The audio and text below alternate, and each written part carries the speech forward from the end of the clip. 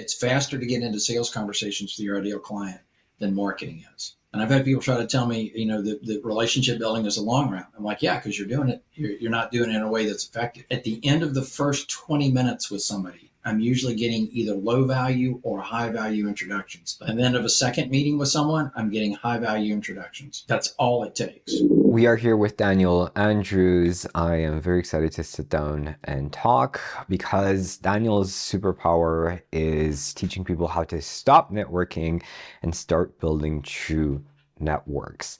And Daniel is actually leading a few networks that I'm excited to talk to you about. And before we do, Daniel, tell us a bit more about you. How did you become a business owner? How did you find that the key to better networking?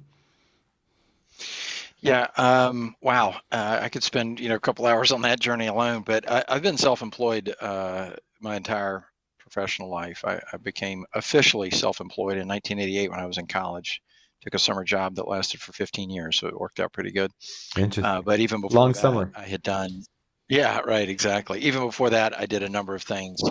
The lemonade stand in first grade, selling greeting cards door to door, more than that. But I've always just been drawn towards the opportunity to excel without any particular limits, right? As under the constraints of other people's brand names.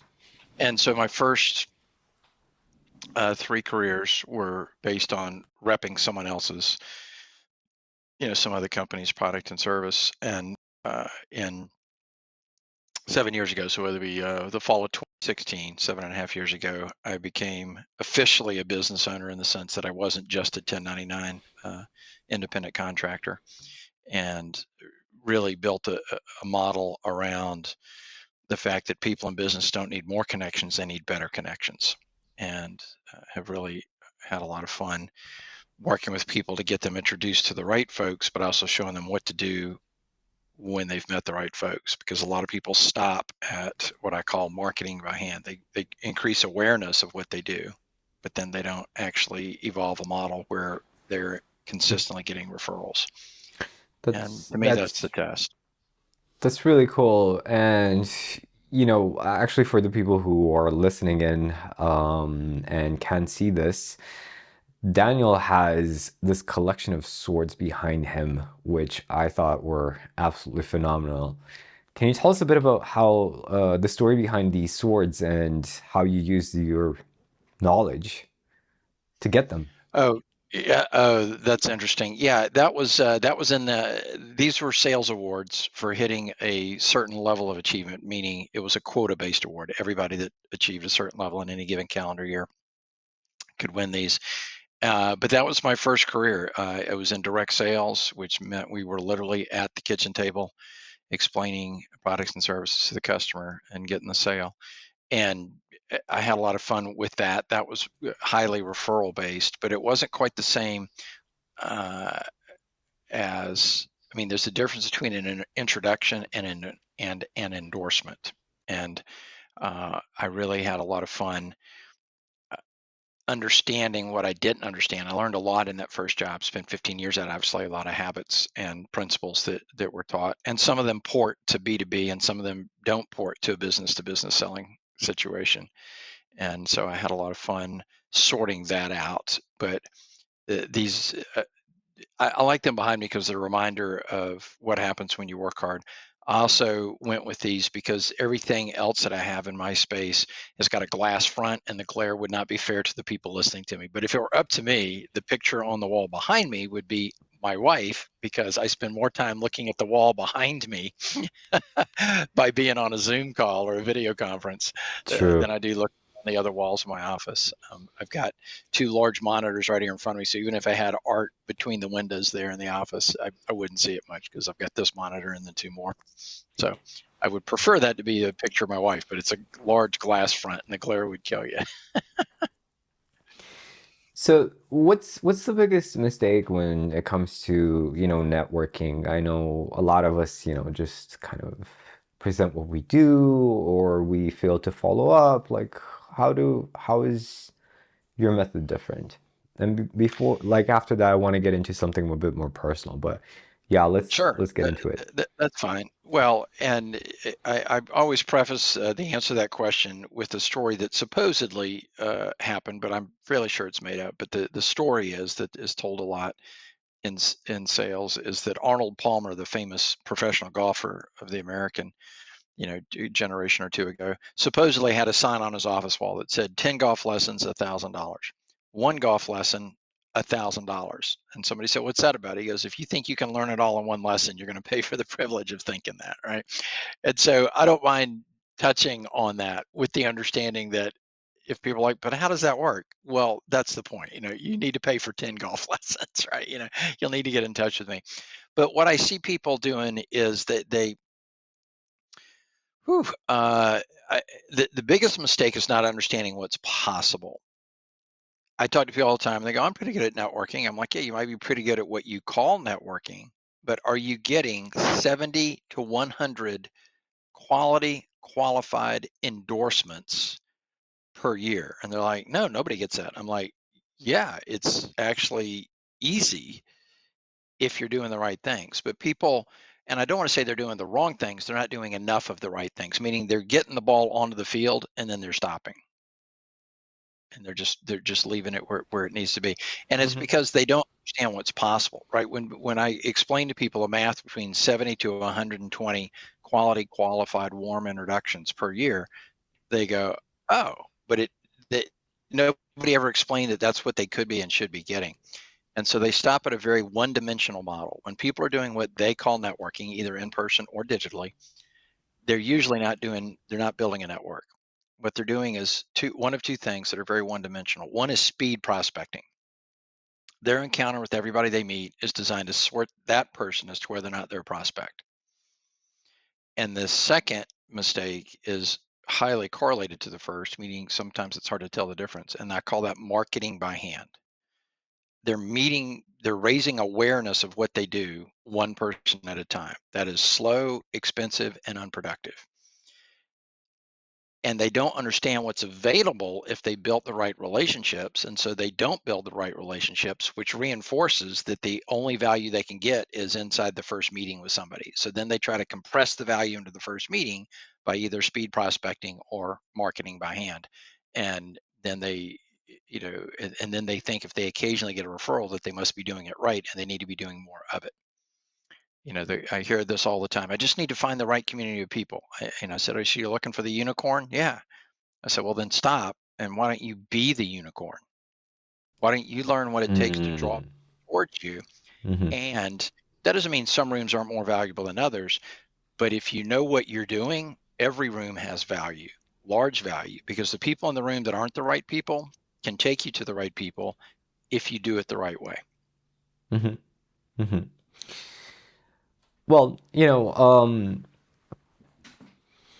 it's definitely interesting to know what the wrong way is, right? And probably from what we're gathering so far, the wrong way is everything that everybody else is doing right now, right? But giving people some sort of taste or some sort of insight in terms of, Mhm. okay, avoid this will probably make the Right. conversation a lot more powerful and a lot more meaningful to us. Because, like, for example, in my case, all of the coaches I've ever had, or rather, no, I'm generalizing. Yeah, it's not all of the coaches, but let's say one of the business coaching programs I was in, it's like, oh, you're doing this wrong, you're doing this other thing wrong. Okay, what's the solution, right? In that sense. So, what would you say Okay. would be? Correct. Yeah. Let me And give I you a don't mind, scenario. sure. I Let, don't mind let going me, there. Yeah, I don't feel like I'm giving away the secret sauce. If you're asking, if that's the wrong thing, what's the right thing? Is that the yeah. nut of the question here? So let me just Okay. give you a scenario, right? You're in this Sure. Right. networking event. You're networking with somebody who's not necessarily the unicorn that you're looking for, right? What do you want to like? What is one thing or a principle that people listening right now could use to get closer to that unicorn? Oh, sure. Well, and I do want to make a distinction. Not necessarily doing quote the wrong things. They're not doing things that move them away from their objective. They're just stopping very early in the process. and it's usually because Mm, they're approaching it with the inside their head. Their approach is fundamentally flawed. That I will say is the wrong thing. So the first is to go into it understanding that all the value that will be created by meeting somebody new will be created after you meet somebody new, which is to say, in an event, in when you personal or digital, the only thing the only positive outcome that you can create is to select who you want to spend time with later. That's it. You can lose credibility in a group by saying something stupid or sexist or racist, but you can't gain credibility in a group. You can gain familiarity, but that is not credibility, right? I'm very familiar with the fast food chain McDonald's. They have zero credibility with me. right. I will never eat at McDonald's again for the rest of my life. I know too much about the way they do, how they treat. I If it jumps off, we'll have to go back to the other method. But anyway, so that's part of it, right? They're using a very short-sighted view of what's potentially available to them, and then the other that I think is they're not asking good questions. Earl Flormata mentored me on some things, and he said the $5 question is, "Will you buy my thing?" And I get it. Profits come from revenue. Revenue comes from customers. Somebody's got to buy something, or we're not going to make any headway here. But the $5 question is, will you buy my thing? The $50 question is, who do you know that will buy my thing? But the $500 question is, who do you know that would know a lot of people that would buy my thing? People Interesting. need to be on the quest, for a key referral partner. I see. So basically, the mindset that you're suggesting is think bigger rather than just limiting, like basically the opposite of what you said. Instead of marketing by hand, aka like one at a time, think bigger in terms of who can give you access to a lot of your ideal audience that will amplify the business. Absolutely. But then once you've identified that person, then you have to take the time to build the trust necessary for them to be comfortable referring you. And some people think that takes a long time. It's actually faster than marketing, but you've got to get into those intentional conversations. And I don't just mean intentionally who you're conversing with, but you have to be very intentional about the way you're approaching that conversation. I find that towards the end of my first 20-minute meeting with most people, I can be getting low value to high value introductions at the end of the first 20, 25 minutes. Because I'm talking to the right people, I'm asking the right questions, and I'm showing up in a way that's also in service to them. Mm-hmm.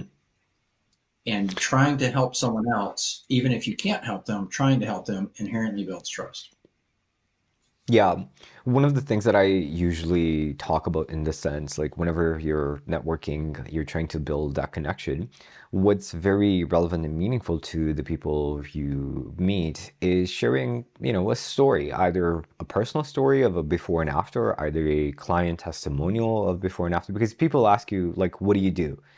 And Mm-hmm. I love to say, instead of telling you what I do, what if I told you how I do it? And then I give a before and after of something cool that happened. And that usually builds interest and trust because we're wired to consume stories. What are your thoughts on that? Hey, thank you so much for tuning in. I hope you're enjoying the episode. And I just wanted to let you know that if you're making more than 6 figures and you want to collapse time between where you are right now and your goals, you want to scale your business with a lot more freedom, a lot more fun, a lot more joy from this experience. And like I mentioned, do it faster. I have something that will help. Just like I did my clients. For example, Yoshwin was actually afraid to grow his $120 million a year business because he was afraid he was going to make a mistake that would cost him millions. I quickly got him unstuck and well on his way to doubling the business. Another example, Jessica, she was making 10K a month, but she was stressed out, overwhelmed, overworked, close to burnout, and she was actually kind of hating her business. She quickly scaled to 25K a month while actually working less and having more fun in the business. And I do it through my Warrior Shaman system. If you'd like to learn more about how this system can help you achieve your goals, like I mentioned, with more freedom, fun, and just less grind, less hustle, there's a link below where you can learn more. Now let's get back to the episode. That all comes, that's a question of messaging. And I think people don't care how you do it until they know what the output is, right? People don't hire coaches, they pay for outcomes. Right, exactly. Right. Exactly People go right. to therapists for the sake of going to a therapist. That they've been going to them for 15 years and they've seen exactly zero progress, right? Yeah. They may be enlightened about a few things, but they haven't made any changes or not enough changes, or they wouldn't still be seeing the therapist. But people don't hire a coach for that reason. They hire a coach, or they buy a program, or they engage in marketing or any of those things because they're expecting a particular outcome. And I think it's a great idea to tell people what the result is. And to me, the result is 70 to 120 quality, qualified, warm introductions. And I can certainly give testimonials of people that have been able to produce that result. And I can pull those up. I keep them on my LinkedIn profile. Can you give us a story of how you met one of your unicorns? Aside from your amazing wife. Yeah, right. This is going to sound oversimplified, but the process that I teach people is the one that I use, which should always be true in coaching. But in my case, I get to the right people by asking the people that I know to introduce me to the right people. And I have enough trust with those people. And so I can identify if I meet somebody and they're in a position to be a key referral partner or not, I will still ask them for introductions to people that could be key referral partners. And to me, a key referral partner, let me just go ahead and identify that. Should only take me a second because I'm going to use that phrase a lot, is someone who is well situated, as you put it, Ogden, to amplify your message to more people, right? Mm-hmm. Let's just use a really straightforward example. If someone is a real estate agent and they ask me, if you know anybody, maybe they build trust with me, right? And I feel comfortable referring people to them, but I don't come across any more than the average number of people that need to buy or sell a home, right? I'm not well positioned to provide referrals. I can, and I might produce a couple, maybe a year, or maybe a couple ever. But if a real estate agent would engage with a mortgage lender or a divorce attorney or a funeral home director or a assisted nursing home director, something like that, those are all people, a moving company, those are all people who come into contact with a higher percentage than average of people that are in need of a real estate agent roughly at the same time they're engaging that other professional. And every business has it, by the way. People go, well, yeah, of course that works for real estate. It works for any business. I mean, John Gates is a salary negotiation coach. He teaches people how to negotiate better compensation from a job offer. Who's his key referral partner? Any resume coach. How many resume coaches are there? Bunches. Any LinkedIn coach. How many LinkedIn coaches? Tons. Right? Yep. Those people can share referrals with John Gates. So any business can have them. Excellent. What's something fun and exciting in your life these days? Fun and exciting.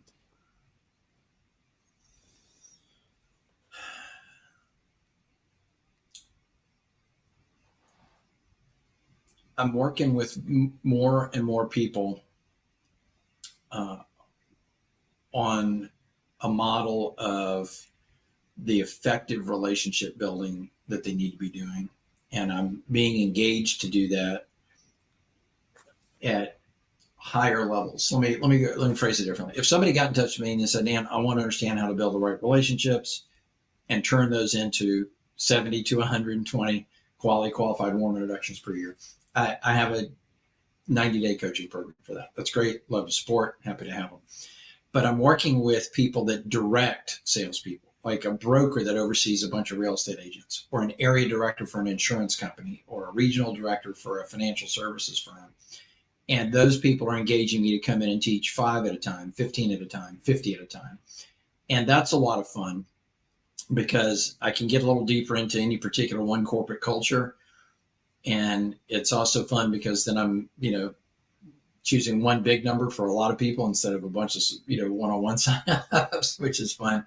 But I enjoy just the credibility that comes with that, right? Knowing that somebody trusted me enough to write a 5-figure or 6-figure check, and I'm working on a 7-figure deal.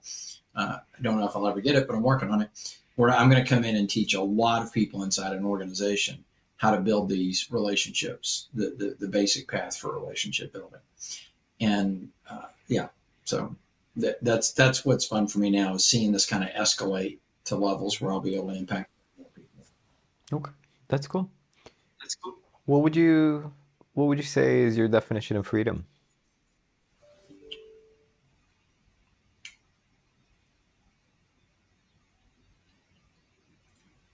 Being able to choose who I work with, Mm-hmm.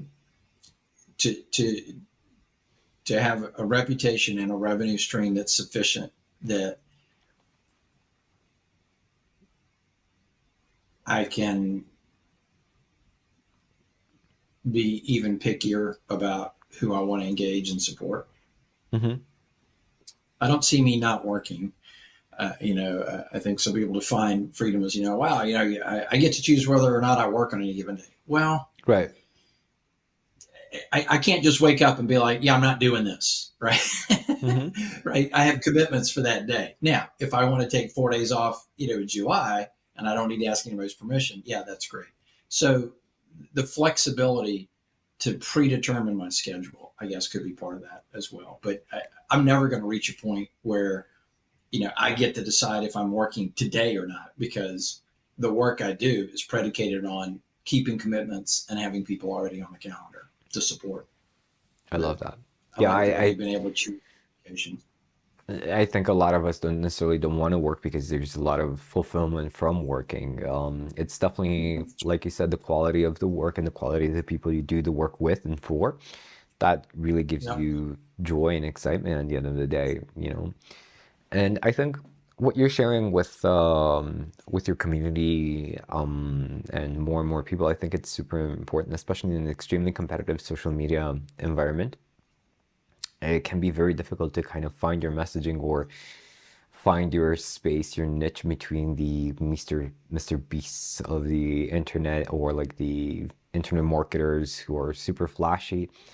Having this additional skill of being able to network with people that can lead you to your target audience is extremely powerful. Even until you figure out your social media, why not have both streams of leads active at the end of the day? And yeah, I think refining that will allow you to do exactly like you said. Choose the people you want to work with. Yeah. Well, and even social media, or any form of marketing, it only increases awareness. That's all it does. Which means even if you find your target audience and they see it and they respond and they get in touch with you,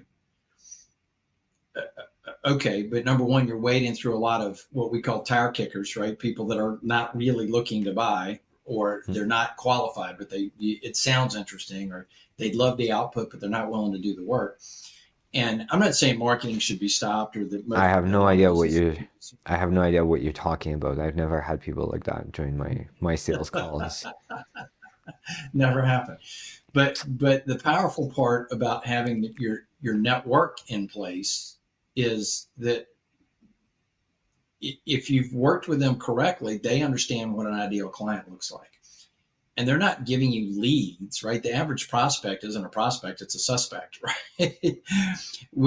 But when they're willing to endorse you, right? I don't take any appointment.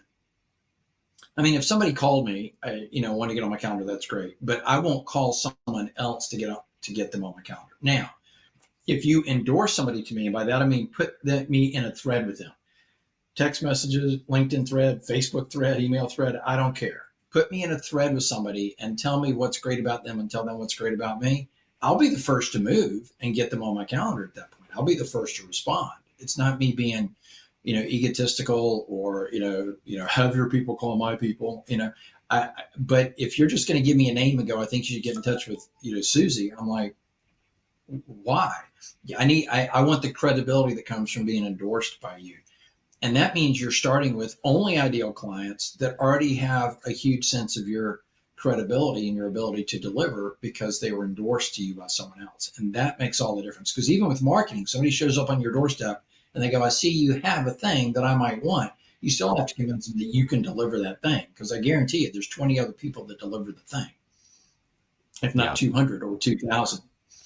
Yeah. Right. And the reality is that if you build the network correctly, it's faster to get quality introductions, quality referrals. It's faster to get into sales conversations with your ideal client than marketing is. And I've had people try to tell me, that relationship building is a long route. I'm like, yeah, because you're doing it. You're not doing it in a way that's effective. And let me go back to what I said. At the end of the first 20 minutes with somebody, I'm usually getting either low value or high value introductions at the end of the first 20 minutes. By the end of a second meeting with someone, I'm getting high value introductions in real time, like before they get off the phone. That's all it takes to be introduced to the target market. I know you're also building a few communities as well based on the level of the deal. What inspired you to start that? Can you tell us a bit more about that?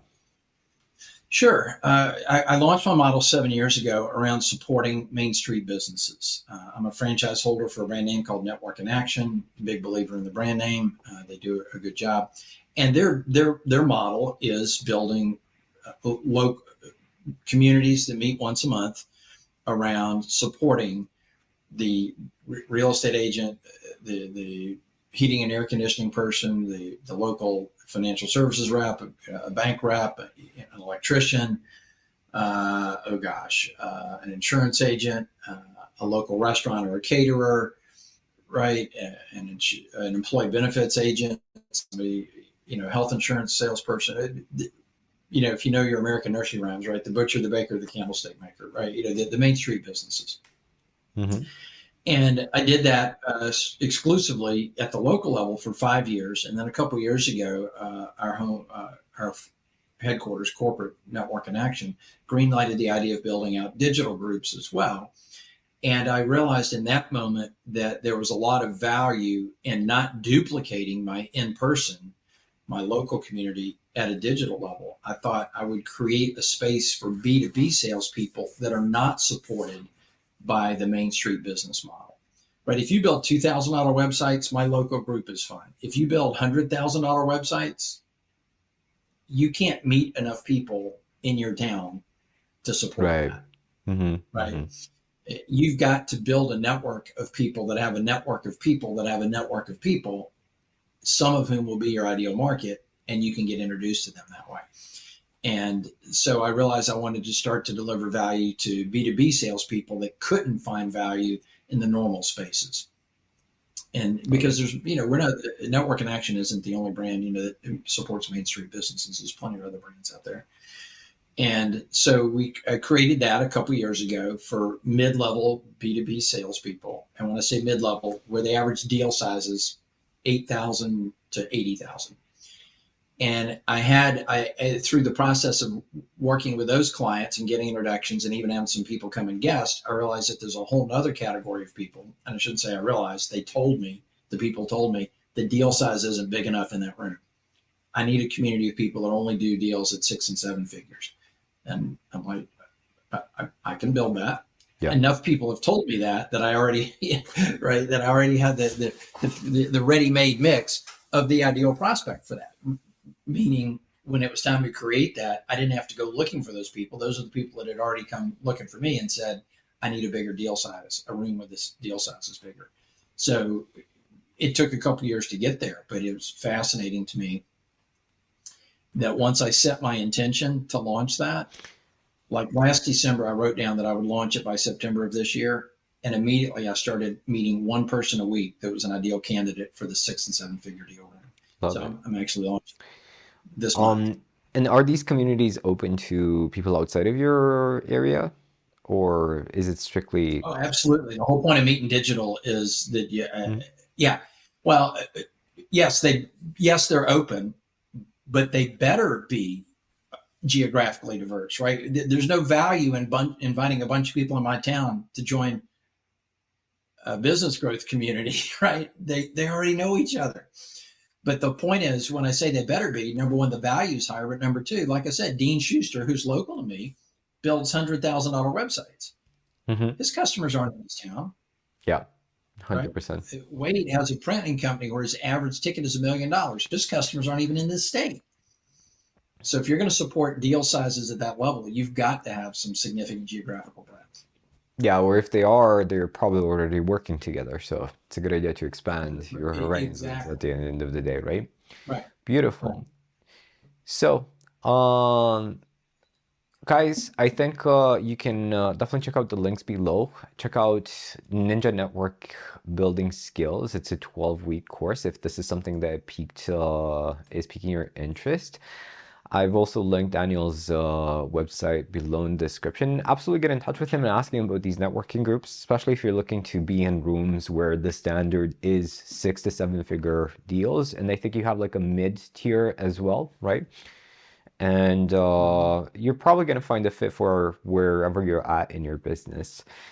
And to me personally, like when I started my martial arts business, like more than a decade ago, the thing that really leveled me up is being in networking groups, and you kind of, that becomes your norm, and then after a certain point you outgrow the group and you need something higher. And I think, you know, having someone who has all 3 tiers is very, very wise. But probably before you join his networking groups, you should probably learn how to network. Just a thought. Beautiful. Daniel, thank you so much for joining us today. And Sure. look forward to seeing you again soon. Yeah, it'll be fun. Thanks for checking in. And thanks for having me.